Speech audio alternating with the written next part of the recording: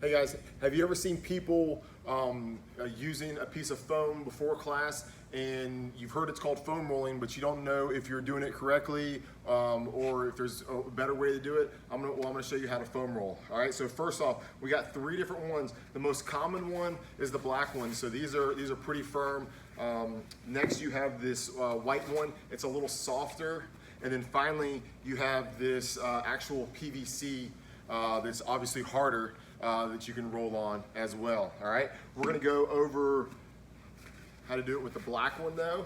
So what I'm gonna do is I'm gonna start off. You wanna foam roll either the key areas that you're gonna use for the workout that day, or any areas that you typically have issues with, or a third area where you're just feeling really sore, maybe from a previous day's workout. All right, so if you're going to be doing some lower body stuff today, you're going to want to foam roll your lower body, so your butt, your hamstrings, your quads. If you're going to be doing some upper body stuff, you're looking at your lats, your thoracic spine, things like that. Okay, there's other things that you can add in as well. So maybe you're going to do some running or some long running, or maybe you did some long running. You may want to foam roll your calf muscles, and then or you could take a lacrosse ball and you can roll out the bottom of your foot with a lacrosse ball. All right, so those are a couple of different options based on what the activity is for that day, what you've done in previous days, or where you just may have some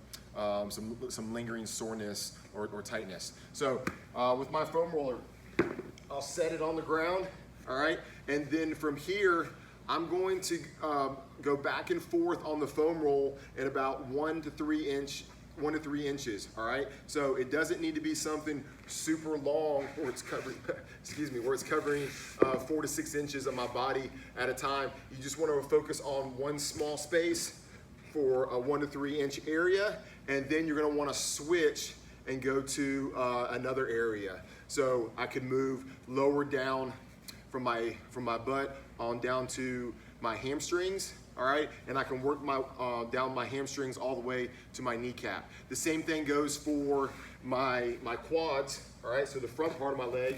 So I may start right above my kneecap, and I'm going to foam roll 1 or 2 inches up and down, and I'm just going to work my way all the way up towards my hip. All right, same thing goes for my back. All right, so I can start with my lower back, and I can foam roll 1 or 2 inches for my lower back. Then I can go up a few inches to that middle of my back, and then I can go up a few more inches to the top of my back, or that thoracic spine.